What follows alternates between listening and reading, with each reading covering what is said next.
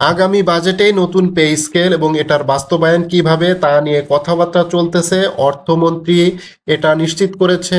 প্রধানমন্ত্রী এটা বলে দিয়েছে যে আগামী অর্থ বছর থেকেই যাতে সরকারি কর্মকর্তা কর্মচারীদের নতুন পে স্কেলে যাতে বেতন হয় এ সংক্রান্ত যাবতীয় কাজকর্ম শুরু করার জন্য এবং বাজেটে এটা ঘোষণা করার জন্য এবং জুলাই থেকে যে নতুন পে স্কেলে সরকারি চাকরিজীবীরা বেতন পাচ্ছে এটা অনেকটাই কনফার্ম হয়ে গিয়েছে এবং পে স্কেলের চূড়ান্ত যে বিষয় রয়েছে সেটা হচ্ছে আগামীকাল একটি গুরুত্বপূর্ণ বৈঠক রয়েছে। আগামীকাল বৃহস্পতিবার সপ্তাহের শেষ কর্মদিবস।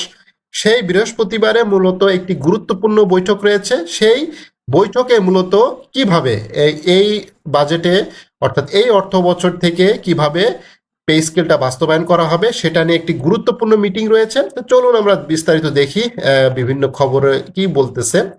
তো নতুন পে স্কেলে পেনশনাররাও বেশ বড় একটি সুখবর পেতে যাচ্ছে। যারা পেনশনার আছে তাদের জন্য বেশ বড় সুখবর রয়েছে, যাদের রানিং চাকরি রয়েছে তারাও এখানে বড় সুখবর পাচ্ছে।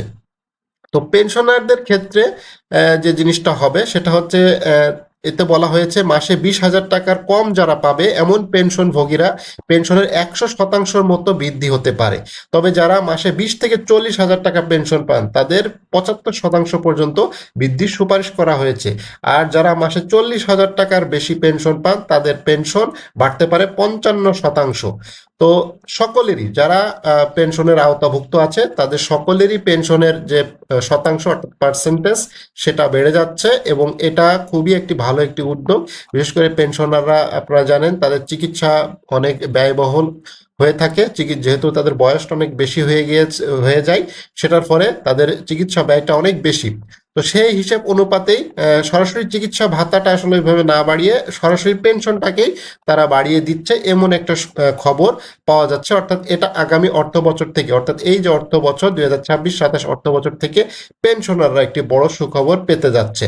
এবং আগামী বাজেটে নতুন পে স্কেল এটা তো অর্থমন্ত্রী বলে দিয়েছে এবং এটার বাস্তবায়ন কিভাবে হবে সেটা নিয়ে মূলত আলাপ আলোচনা চলতেছে এবং আগামীকালের যে বৈঠক হবে সেই বৈঠকেই মূলত এটা চূড়ান্ত সিদ্ধান্ত আসতে চলেছে।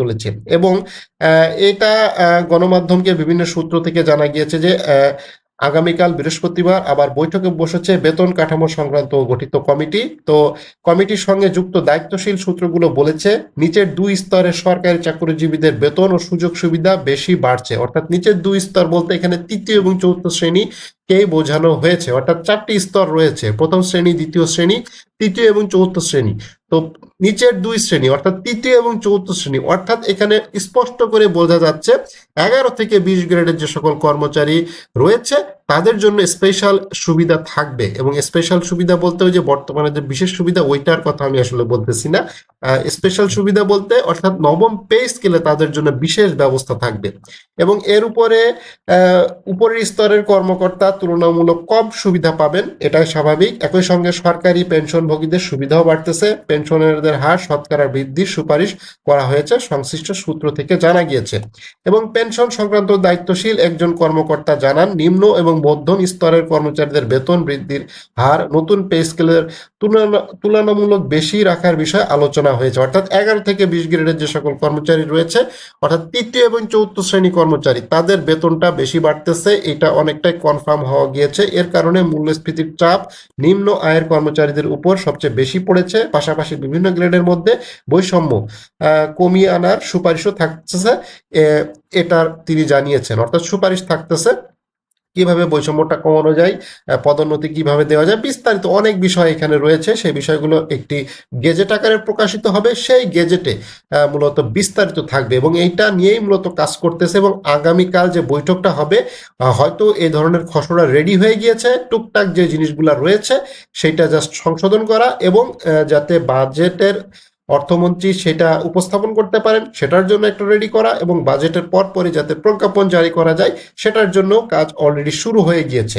তো জানা গেছে প্রধানমন্ত্রীর সঙ্গে সচিবালয় গত বুধবার ও বৃহস্পতিবার 2026-27 অর্থ বছরের বাজেট নিয়ে 2টি বৈঠক অনুষ্ঠিত হয়।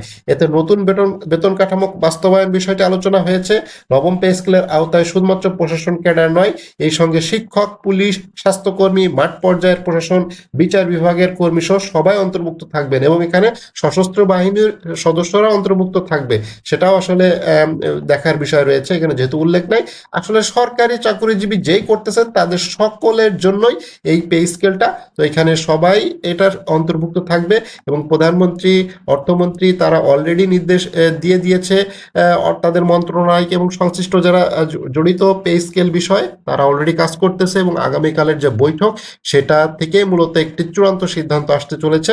এবং আরেকটা জিনিস সেটা হচ্ছে অর্থ বিভাগের একাধিক কর্মকর্তা জানান বর্তমান সরকারি চাকরিজীবীদের যে 10% বিশেষ সুবিধা পাচ্ছে সেটি নতুন বেতন কাঠামোর সাথে সমন্বয় করা হবে।